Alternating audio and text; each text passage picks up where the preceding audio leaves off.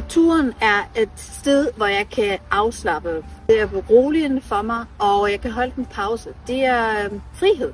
Alt i alt er det frihed. Mit navn er Mari. Jeg er naturfotograf, og jeg hjælper virksomheder med at få det grønne ind i deres kontorområder. Det er rigtig mange, som arbejder i et kontormiljø. Og der er også rigtig mange, som ikke har mulighed for at komme ud, imens de arbejder.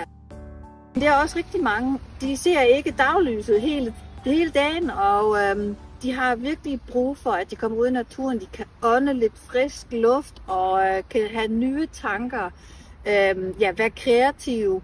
Og det er også vigtigt, at medarbejderne de er tilfreds med deres område. Min ambition er at bringe naturen inden for kontorområder på din arbejdsplads. Og det gør jeg med naturfotografier.